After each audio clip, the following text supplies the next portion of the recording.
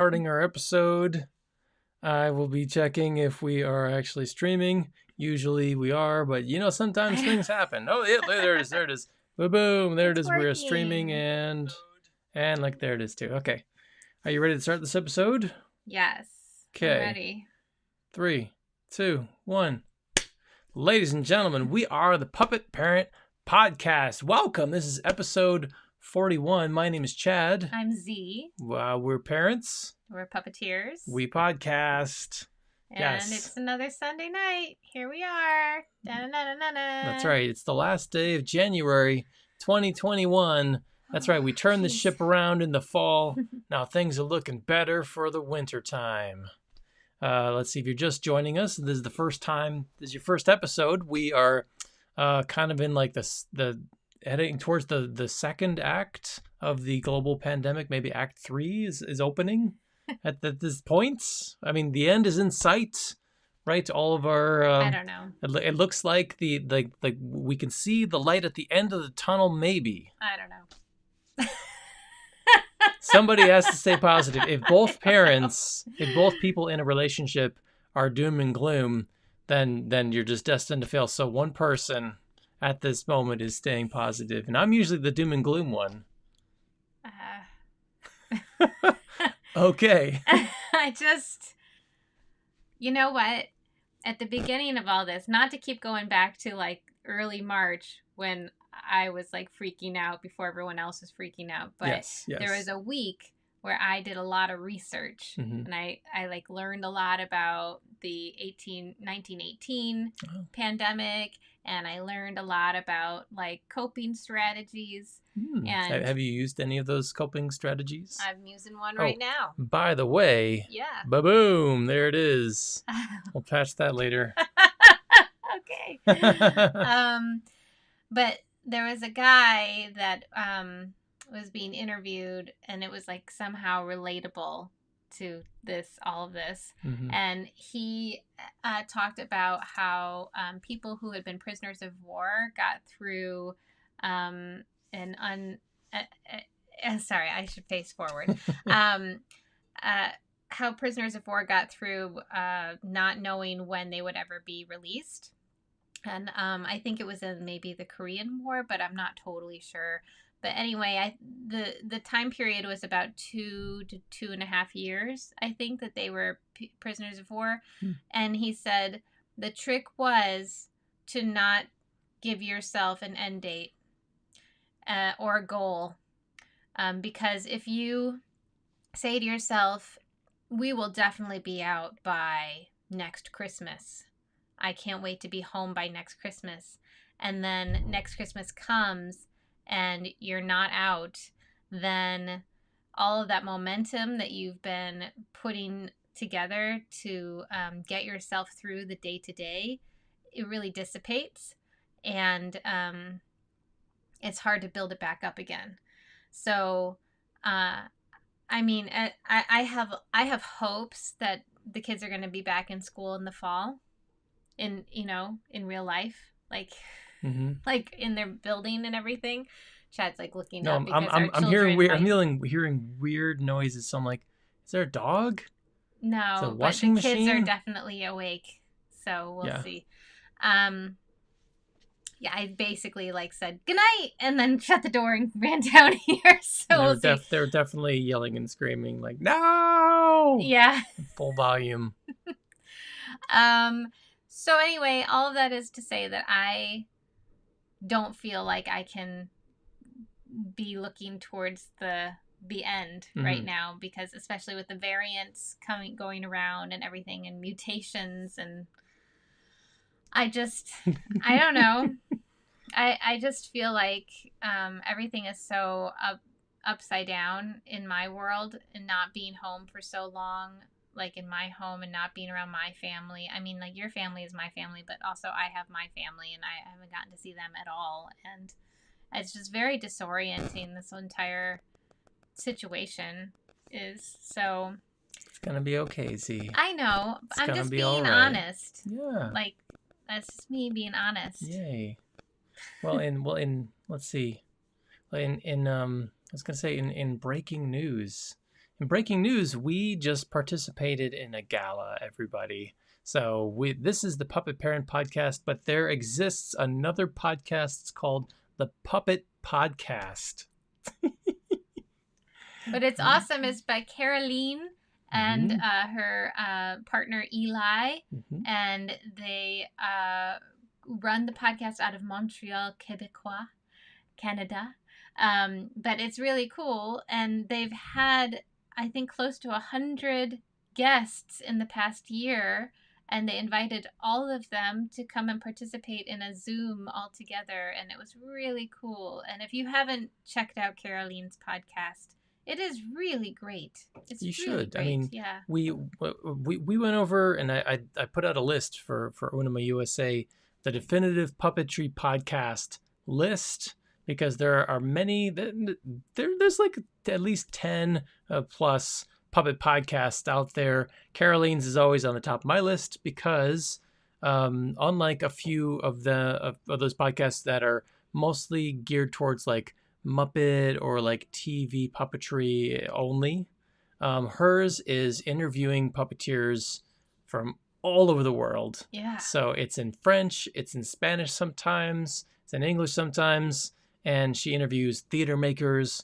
and builders, and like you said yesterday, kind of runs the gamut from like the amazing professionals, like legends, to people who are on a totally different scale, just starting out. You know, or have been doing it for a while, but are in a different level of their craft. Yes. And I think that's so cool, because it's not all about just talking to the experts, like the masters. It's about talking to people who have a passion for the art, and there is an extraordinary gamut of people. Like, it ranges the gamut, is what I'm trying to say, of people who love puppetry, and who love puppets, and who have decided to make it part of their livelihood. So it's a really cool podcast, the Puppet Podcast. Yes. Check them out. It was fun. At one point, we had 5 pages of Zoom and people in a Zoom at one time. Yeah, I think there was like 120 participants. All puppeteers. And when we first turned on the Zoom meeting, all we saw were all these people holding puppets. Yeah. And we're like, oh no, we didn't bring anything. Because all our stuff is in the other space. So. Yeah. So we're like, I have my felt puppets something from the workshops I've been giving, so we grabbed those, and I have like a little spoon puppet that I made. So yeah, but the gala was nice. Some people got dressed up, some in costume, some in black tie. I wore my pretty blouse. I bought one pretty thing since I've been out here to like look nice from the waist up, you know, because that's all you need. So I was like, I'll have a pretty blouse for those moments, and so I got to wear my pretty blouse. Yeah, it's if y'all want to geek out for a second with me, it's like one of those Disney Snow White inspired blouses. Like they gave a designer like free reign to like make something inspired by the look of like Disney animated movies, and this is a Snow White inspired blouse. Oh, and I love it. So it's like dark blue and red and yellow. Well, it has tiny apples on it with sequins. Yes. The thing that poisoned Snow White on her dress. Right.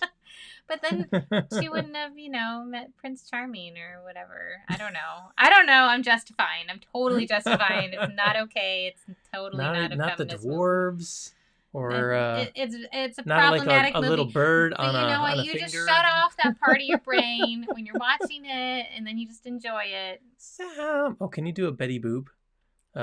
Snow White is almost Betty Boop. So it's like, someday my prince will come.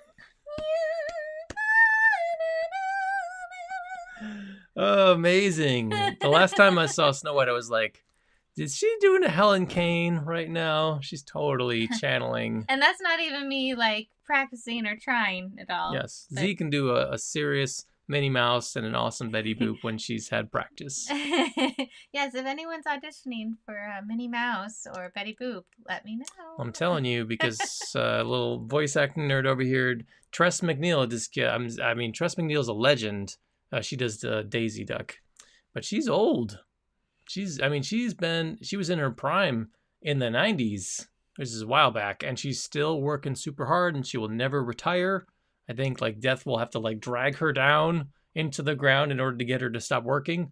But they're gonna need a Daisy Duck someday, so start to get your best Tress MacNeille impressions going, because someday Disney's gonna be just like this last time when they were like, "Oops, wait a second, we don't have anybody an understudy for Minnie Mouse. How'd that happen? It's just been the same person for how long?"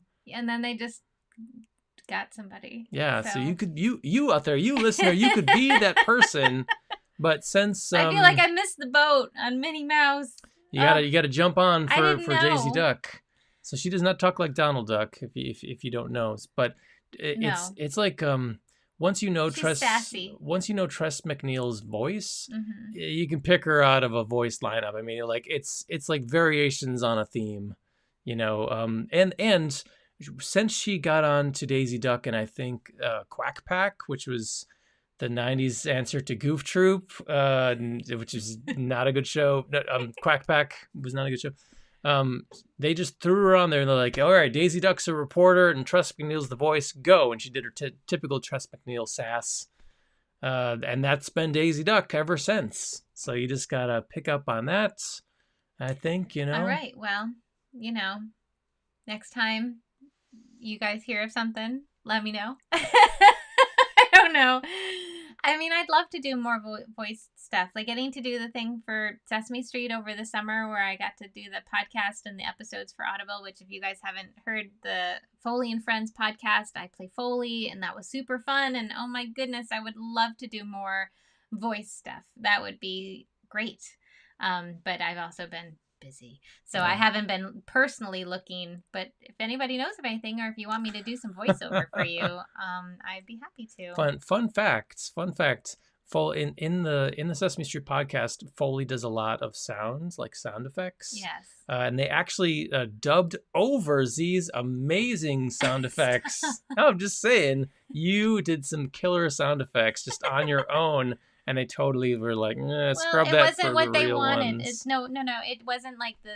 I don't want to speak for them, but that wasn't their vision. Yes. It wasn't their vision. Yes. So, but one of my heroes is Fred Newman, and he does mouth sounds, and like every few years I get to be like in a room with Fred Newman for some kind of situation. And just recently, not this past Halloween, but the Halloween before, I got to see a show with Fred Newman. He just happened to be there seeing his friend Marty's show, and I was seeing my friend Marty's show, and we'd actually met through Marty, so it was cool. And I'm friends with his niece, so I was like, "Hey, Fred!"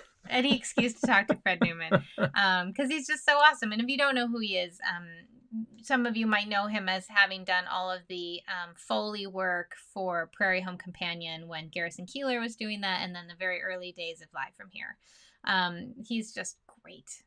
He's great. And my first introduction to him was on Reading Rainbow. He was on Reading Rainbow, and he did the mouth sounds for Mama Don't Low, which is this alligator southern Mississippi boat. And they're singing that song on the boat, and then he does all like trumpets and stuff. That's fun. It was so awesome. Yeah, that's kind of like how Elmo's World was our introduction to Mr. Noodle, aka Bill Irwin. Bill Irwin, thank you. Well, I knew about Bill before. Yeah, Mr. Noodle, well, you're cool, so. Well, I like clowning and mimes and stuff. But I don't know like all the people who do all of the amazing work, but I know a few people. So if you're out there, ladies and gentlemen, and you were like, what are they talking about? What? There's something like Bill Irwin. You got to look him up. It's how's he spell his last name, with an I or an E? IRWIN. Mm-hmm. Check him up on YouTube or look for Mr. Noodle, Elmo's World. Does amazing work. His mime is supreme, and he does clowning and puppetry. Guy's amazing. Yeah. He's been on Broadway and in movies, people. So we kind of talked a little bit about puppet stuff this week. It was kind of a dark week for us in terms of WonderSpark. Well, I was busy. Yeah. I was busy making puppets and mailing them out to people. Look, here they are. Oh, that's a pattern. Yeah, that's right. That yellow one will get mailed out to a special someone. So if you're out there, every everyone who makes hand puppets has their own pattern, right? Yeah. Because I don't think you can buy a hand puppet pattern I anywhere. mean, you might be able to. But ours was perfected by Z. This is like I think version 4, right? Over time. So if it's both of her hands, or bring your hand up. So her dainty little hand and my fat fingers have to fit the same puppet, which is not easy at all. So this is like the compromise puppets. And it's two-sided. One-sided is definitely bigger than the other. Well, this is a dart for the top of the head for the back, and then this is the front. Mm-hmm. But anyway, all the puppets for these professional development workshops that I've been leading, I've been sewing and making and sending out, and I think by the end of this, it will be very, very close to 100 puppets that I'll have made and sent out. So, and we're just about at the end of it. Like I can say I see the light. Mm-hmm. So in terms of registrations, because then all the puppets will be made, and then it's just like doing the classes, which I'm happy to do.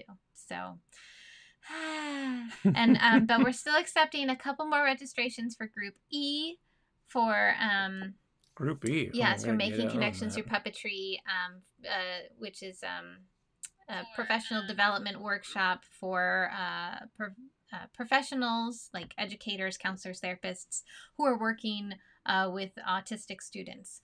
And so if you know anyone who wants to learn how to use puppets when working with that population, have them sign up for the course. You can learn more at hensonfoundation.org/PDW or on the Henson Foundation Facebook page, because right now it's being offered through the Jim Henson Foundation through a contract with the John F. Kennedy Center VSA program.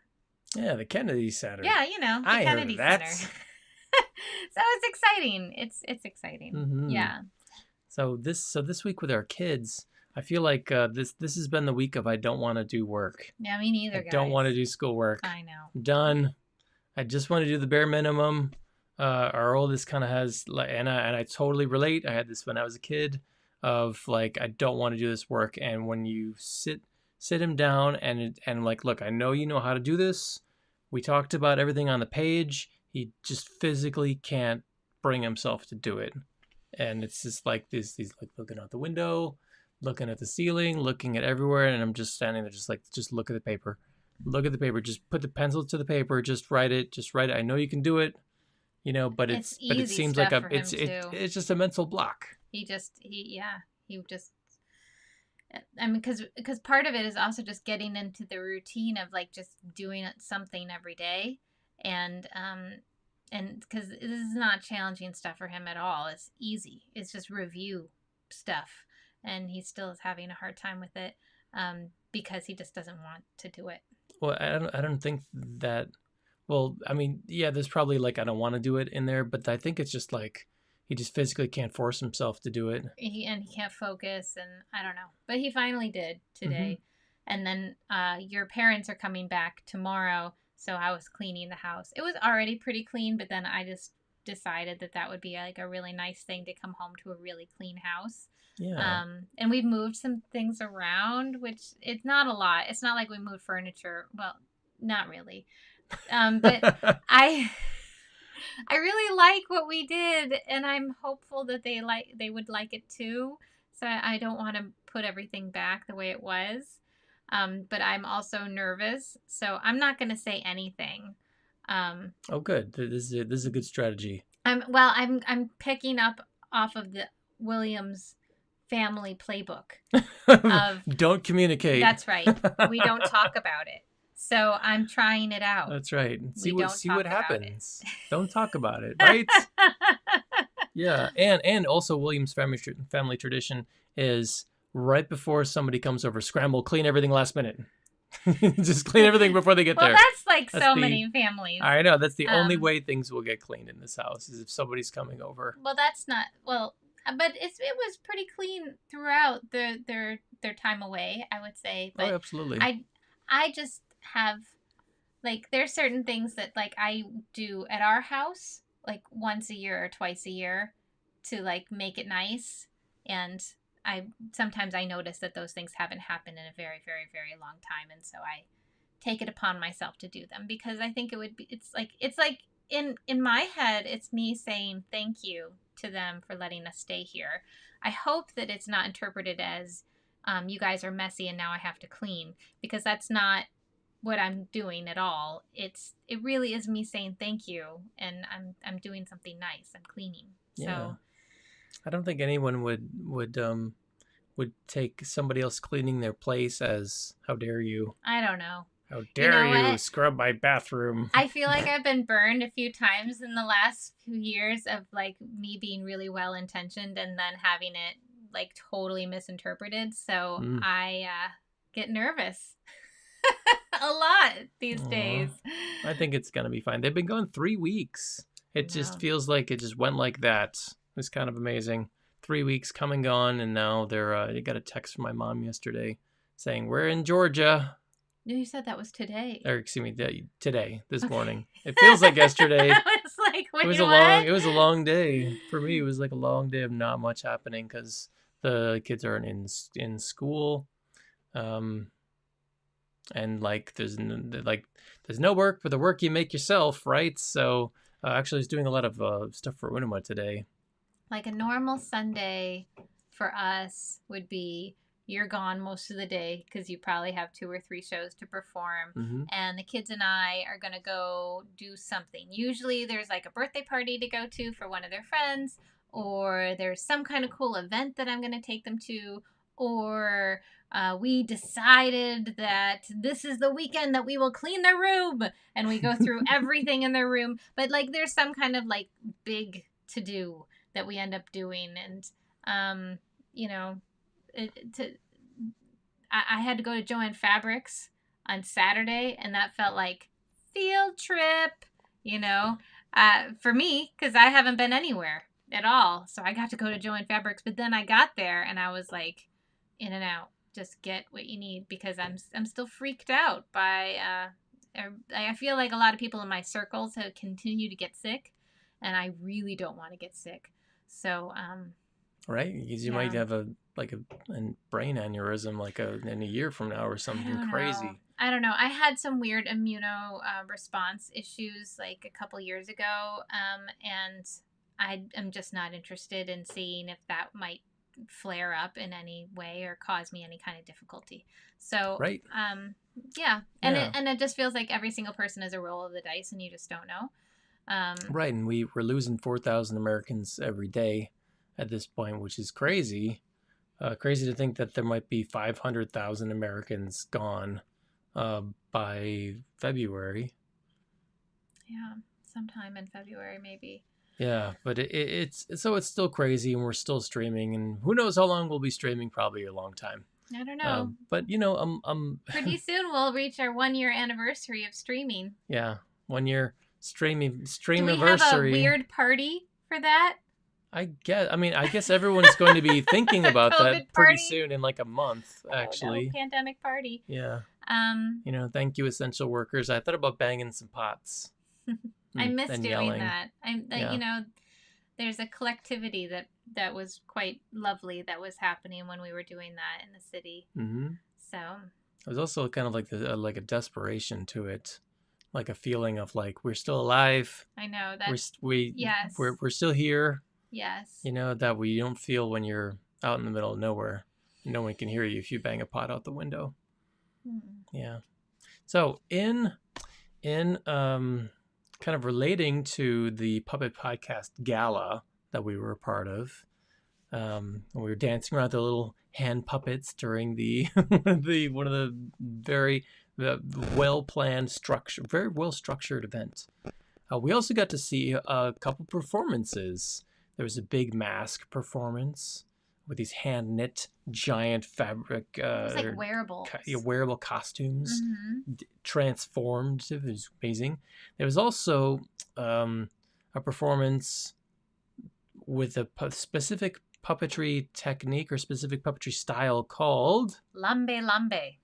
Yes, and it's from what country? You were telling me all about it.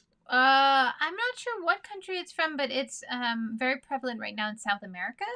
And there is a Lambe Lambe festival but I don't remember what country it's in. It might be So, Brazil, uh-huh. but I'm not totally sure on that.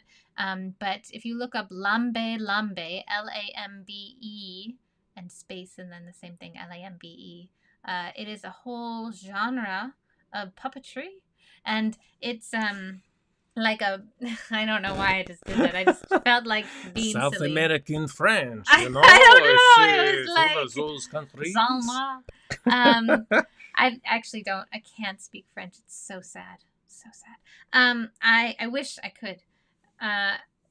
It's basically a performance that happens in a box for one audience member at a time, and they look into the box and they watch the performance, and the puppeteer is on the outside of the box pulling the things and performing the puppets in the box, and then the person is looking inside the box and watching the show just for them that one time. And then they do it again, and then they do it again, and you do it for tips, and you do it on the street. And it's usually like a street additive uh, for these larger festivals. Like when I went to the Charleville-Mézières Festival, the World Puppetry Festival in France, in Charleville-Mézières, there were lambe lambes kind of littered throughout, but there's also like tons of street performances. Like you have your tickets and you're going to the official shows, and then, oh my goodness, look at this amazing thing that's just on the street corner, and it's just people just bring out their puppets and perform on the street for tips. And that's also like the ranges the gamut of like excellent performances, and then people who probably aren't even really puppeteers, but just are like, the puppet festival's in town. It happened every 2 years. I get a lot of tips for that. I'll put something on a string and wiggle it, and then they get some money too. So I mean, that's seriously, there are definitely people who are like, I mean, that's the town's thing. Yes, and then there's street vendors that like street vendors that probably go to lots of puppetry festivals, and then there's street vendors who like, well, what festival is it this weekend? Puppets? All right, we'll get our puppet stuff out. All right, yep. Right? I mean, that's what you do. The medieval. It's the dance festival next week. Get the dance stuff out. Yes. Get the dance pants and the shoes. Who knows? I don't even know what you would sell. But it definitely, it's like, I'd never seen a puppetry festival treated like a New York City street fair. And that's kind of what it felt like a street fair. Like you had the, like, the Zeppeli and the, like the fried dough and like the carny games a little bit. Food in a cart. But then you also have like the artists who've come and they're camping out across the river, and like the puppet boat, and puppet boat. There was a puppet boat. Ooh. Yeah, there was a. I for one never get on a boat. Never get on a boat. Oh, I did. I've been on a boat many times actually. I got in on New a York boat City with all sorts of people I didn't know, and but I did know some of them. It was a barge, and it's called the Puppet Barge, or maybe we just called it that. I don't know. In France, at Charleville-Mézières. Yes. Yeah. Yes, in the river.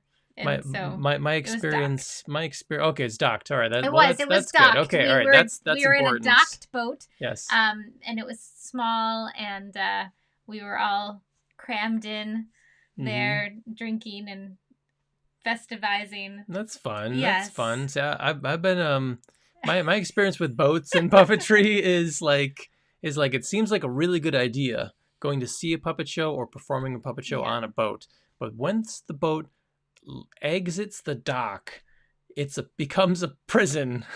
Oh! I know what you're talking about.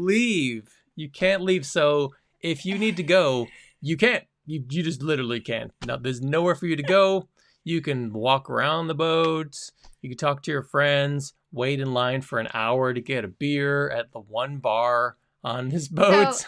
So in New York City, there's like a lot of boats that just kind of tootle around Manhattan. They'll like go up to the statue and like drive around Liberty Island and then come back.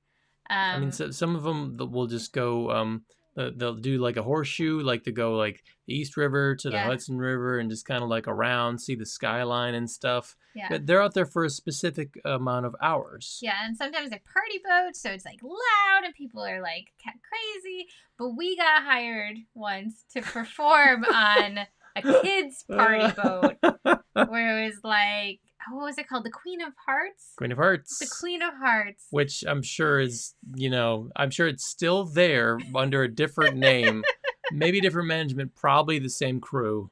And I mean, we were very early on in our career. I think we were like stage number 1, where we weren't even standing up in our stage yet. We were still, like, we sitting had down. a black stage where the fabric spilled onto the floor, and there were trying openings in the sides where we could stick the puppets through, and I definitely wanted to utilize this. Do you remember, for this performance? Because they only wanted a 15-minute show, because they were like, hey, kids can't sit for 35 to 40 minutes. Right. Give us a 15-minute show. And I said, fine, we'll do our one show, which is Princess Petunia, but we'll split it into 2 parts. So you have to come back and see the second part, right? I thought that was a good idea at the time. So we get on the boat a little early. We sit around for like an hour waiting for the boat to depart. It's like... people start lining up. It takes a long time for the boat to actually go. We have our stage set up. There's Imaginocean people upstairs. Oh, that's right. And we were like, is that really Imaginocean people? Or is it like bootleg Imaginocean? No, it was. It turned out to be really Imaginocean, because Yeah. the rate that we were getting for this was really low. Like really low. And I was like, yeah, it's a novelty of a boat. Let's go have fun on the boat. Oh, that was a mistake. So I mean, it was fine. It was perfectly it was fine. Did we get paid? Yes. Did my opinion of boats change forever? Yes. Because we performed the first... All right, performing, holding a puppet over your head while the boat is kind of going was definitely an experience. We did the first 15 minutes, which is different. We'd never done the first half of the show and then stopped. Right. And I not smartly threw in some curveballs where I was saying, hey, why don't you take the puppet and we wanted to climb Dark Mountain, right? So we had to climb the puppet up from the bottom of the stage, up to the playboard, I blocked right? it out. And so, should we have tried something new on the boat? Probably not. But we did for 15 minutes and then stopped, and then realized, wait a minute, the kids really need something to do. The kids are totally bored, and they've been standing in line. Then they've just been hanging out on a boat with nothing to do. They have another 2 hours at least of nothing to do, and the kids are just looking at us like, "That's it? Why are you stopping? Yeah. Come on, keep going." And I'm sure the parents are like, "Come on, keep going." But we're accepting a terrible rate, and they asked us to split it up. The person who asked us to split it up had no experience, I believe, with booking puppet shows or shows for kids and stuff like that. And we definitely had a conversation after where she's like, "Yeah, but they could have sat for the whole thing." And I'm like, "Yeah, I know." But by the time, so eventually we did the second show, and then tore down the stage, and then stood there awkwardly. Right, we had to just hang out on the boat. For, there was nowhere to go. There's no green room. There's no backstage area. Yep. It's a small boat. I mean, I guess, and we had to clear the stage out of there because there was going to be a dance party or something. Right. So we just kind of stood there for another hour and a half. It was a long... Nothing to do. Day. This was before we had kids too, so it was fine. That was all fine because we weren't paying for sitter or anything. Yeah. But anyway. It was just so I've been on a boat since then for Comic-Con, for Adult Swim. Weddings. Definitely our friend Richard's wedding. Yeah. Yep. And I'm not saying that was bad or that was a prison, Richard. I didn't want to bring that up because I'm spinning this negative boat thing. Oh no, I like boats. But every time I'm just it doesn't matter what you thought. Once you get on that boat, you can't leave the boat. You can't tell the boat captain to get you close to the dock, drop you off. That's you true. are locked You're on for that amount of time, and there's always a line for the bar, and it doesn't get any shorter. And I've been on a boat in the wintertime a bunch of times, and it's really cold on the water. Something you think it's a good idea to take a boat on the water. It's cold. It's really cold. Yeah. Oh, and it's miserable. So anyway, Anyway. So at that story, I think it's time to wrap things up. Yeah, I Is was there gonna anything else to go and say? say like, yo, a friend did this lambe lambe one time at a P of A festival. Oh yeah, Lana Yeah, Schwartz. She's a wonderful performer from Australia, and she has a lambe lambe. But so many people have lambe lambes. But we you should. don't. But you know what? We haven't talked about other people's puppet shows, so I think we should. Our other people's puppet shows should just be a general shout out to Lana Schwartz from Australia. Because she's wonderful and we love her and haven't seen her in so long. So if you don't know Lana Schwartz, check her out. Yeah, she does a great show. Well, I've seen like a few of her shows, but I've never been to see her in Australia. We got to see like a prototype of a show she was working on, where it's like a one woman show where she plays three characters in front of the crowd. Except at one point she plays a do you know the name of the show? She plays like a therapist for three people that are invisible. She has three chairs, and she's like talking to the audience and to them as if they're sitting there, and you're thinking this person's crazy. Then the lights short out and you see just like light up eyeballs, boop, where the three people are. And you can't see her because she's wearing black, but she's like running between these three chairs, operating the eyeballs, making them move and blink and doing different voices. And I thought it was genius. It was great and an excellent use of puppetry to tell a story. And yeah, she had the very first lambe lambe that I saw that I didn't even know was lambe lambe, that she had just developed to do some busking. It was at a PA festival, and it was amazing. It was genius. And yeah, she made some bus money that day. Yeah. Yeah. Well, so yeah, there it is. Mm-hmm. I'm hoping for a nice week this week. That's my hope. Yeah. And I hope that you all have a nice week too. Yeah. And that things continue to look brighter. That's what I'm hoping for. That's nice. See, that's a 180 from earlier in this episode. Good. We're ending on a positive note. Yay. So thanks for listening, everybody. We are the Puppet Parent Podcast. That's right. We're recording every Sunday night at 9 p.m.